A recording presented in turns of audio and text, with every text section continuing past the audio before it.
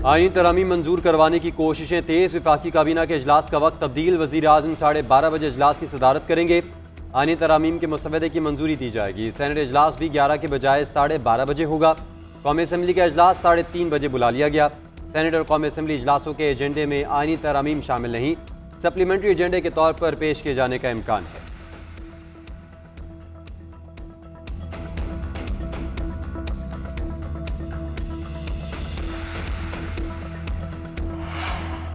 PTI रहनुमाओं की बानी chairman से मुलाकात का वक्त तब्दील। वफ्द की मुलाकात 12:30 बजे होगी। बैरिस्टर गौहर अडियाला जेल पहुंच गए। दीगर रहनुमाओं का इंतजार। चेयरमैन पीटीआई बैरिस्टर गौहर का कहना है बानी पीटीआई की हिदायत के मुताबिक आगे बढ़ेंगे। आईनी तरमीम पर फजलुर रहमान से इत्तफाक हो गया। जल्द किसी नतीजे पर पहुंच जाएंगे। सुप्रीम कोर्ट जजेस की वजाहत से आइन की बालादस्ती होगी। इलेक्शन कमीशन फौरी हमें मखसूस नशिस्तें दे। हामिद खान ने कहा दुनिया में कहीं ऐसी आईनी तरमीम नहीं होती जैसी यहाँ हो रही हैं। पिक एंड चूज अदलिया को तबाह कर देगा। आईनी बेंच बनाए मगर 8 से 5वें नंबर पर करने की इजाजत नहीं देंगे। 7 जजेस का बेंच भी बनाना है तो पहले 7 सीनियर जजेस का इंतखाब करें।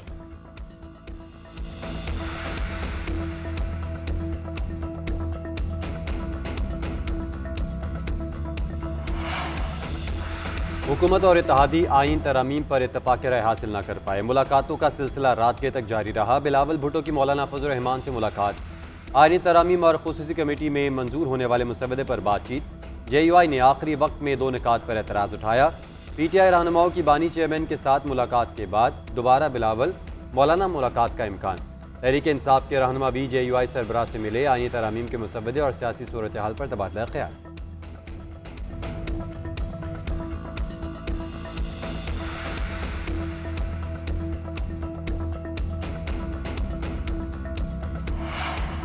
इस्लामाबाद से आनी अदालत या बेंच बनाकर ही वापस आऊंगा। हमारा मुतालबा मानना पड़ेगा। बराबरी की अदालत बनाना होगी। ऑपोजिशन राजी ना हुई तो हुकूमत को 2 तिहाई अक्सरियत दिलाकर दिखाऊंगा।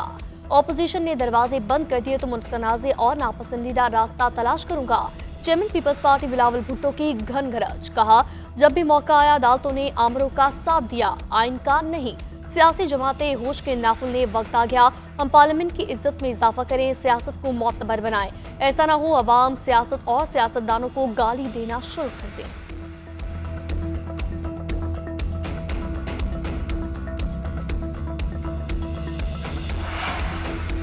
चीफ जस्टिस की मुद्दत मुलाजमत 3 साल, उम्र की बालाई हद 65 साल करने की तजवीज़। 26वीं आईनी तरमीम के मुसवदे के मुताबिक पार्लिमानी कमेटी सुप्रीम कोर्ट के 3 सीनियर तरीन जजेस में से चीफ जस्टिस का तकर्रुर करेगी।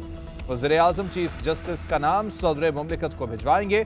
आईनी बेंचेस जुडिशल कमीशन की नामजदगी पर बनाए जाएंगे। चीफ जस्टिस की सरबराही में कमीशन में 4 सीनियर तरीन जजेस शामिल होंगे। 2 अरकान कौमी असम्बली और 2 अरकान सेनेट कमीशन का हिस्सा होंगे।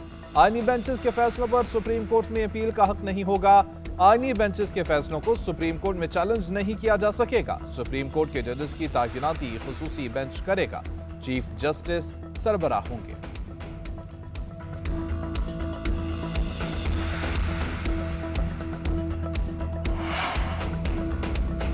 आईनी तरमीम के लिए हमारे सेनेटर्स को लापता किया गया। इससे सूरत हाल गंभीर हुई। सेनेट शकूर खान का कल से गायब हैं। इस सूरत हाल में क्या अपोजिशन तरमीम लाएगी? मौलाना अताउर रहमान का सेनेट में इज़हार ख्याल। बोले क्या हम आज़ादाना तौर पर तरमीम के बारे में सोच सकते हैं? जिससे पूछो असल सूरत हाल किसी को नहीं मालूम।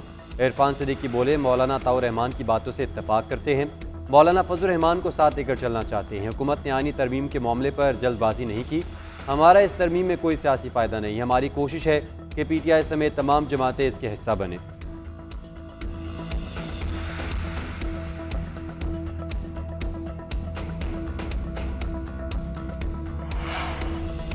सुप्रीम कोर्ट का मखसूस नशिस्तें PTI को देने का हुक्म। मखसूस नशिस्तों के केस का फैसला करने वाले 8 जजों ने इलेक्शन कमीशन की दरख्वास्त पर फिर वजाहत जारी की। वजाहत में कहा गया इलेक्शन एक्ट में तरमीम से 12 जुलाई का फैसला गैर मौसर नहीं हो सकता। इलेक्शन एक्ट में की जाने वाली तरमीम का असर हमारे फैसले को माजी में लागू करने की इजाजत नहीं देता। अक्सरियती जजेस का वजाहत इलेक्शन कमीशन को भिजवाने का हुक्म।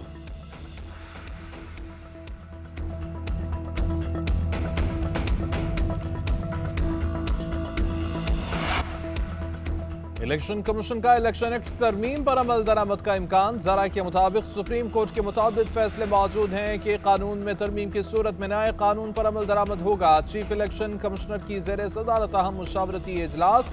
कानूनी टीम ने भी इलेक्शन एक्ट पर अमल करने की हतमी तजवीज़ दे दी। कानूनी टीम के मुताबिक पार्लियामेंट के मंजूर करदा कवानीन पर अमल दरामद हर इदारे पर लाजिम है। इलेक्शन एक्ट में तरमीम मंजूरी के बाद सुप्रीम कोर्ट का हुक्म गैर मौसर हो जाता है। इलेक्शन कमीशन ने मजीद मुशावरत के लिए पीर को दोबारा इजलास बुला लिया।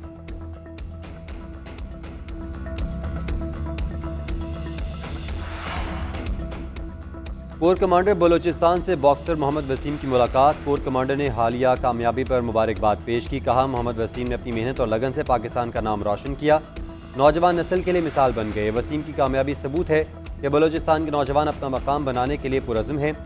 कमांडर बलोचिस्तान कोर ने मोहम्मद वसीम को बतौर इनाम नकद रकम भी दी। मोहम्मद वसीम ने अपनी कामयाबी को कौम के नाम करते हुए पाक फौज की हौसला अफजाई और सपोर्ट पर शुक्रिया अदा किया।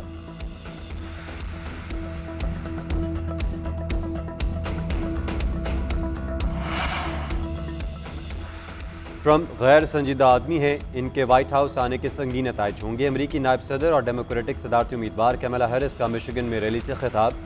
बोली, महंगाई में कमी और छोटे कारोबारी अफराद को सहूलियात देंगे।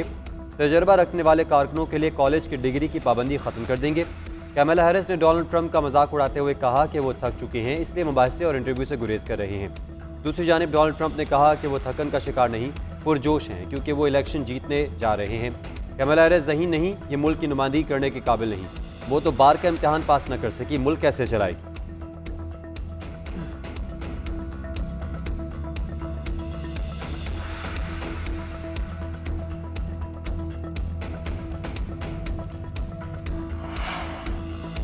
Women's T20 world cup New Zealand की टीम वेस्टइंडीज को 8 रन से हराकर फाइनल में पहुंच गई। न्यूजीलैंड ने पहले खेलते हुए 9 विकेटों पर 128 रन बनाए। वेस्टइंडीज की टीम 8 विकेटों पर 120 रन बना पाई। न्यूजीलैंड की टीम कल फाइनल में जनूबी अफ्रीका से मुकाबला करेगी।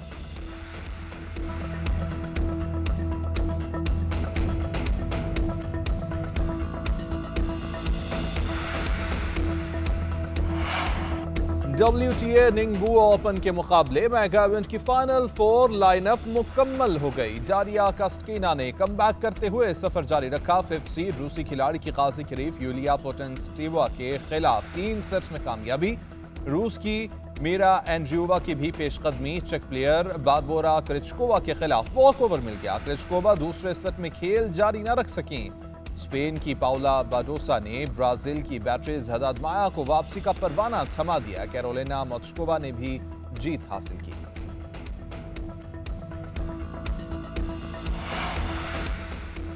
इंटरनेशनल ब्रेक के बाद क्लब फुटबॉल के लिए मैदान सज गया। जर्मन बुंडेसलीगा में बोरुसिया डॉर्टमुंड दोबारा फतेह के रास्ते पर गामजन। अपने होम पर सेंट पाउली को 2-1 से शिकस्त दे दी। कामयाबी की बदौलत लेग टेबल पर तीसरी पोजीशन पर भी विराजमान। सेंट पाउली को मतवातर दूसरी नाकामी का सामना करना पड़ा। फातेह साइड के लिए बेनी और गिरासी ने गेंद को जाल में पहुंचाया।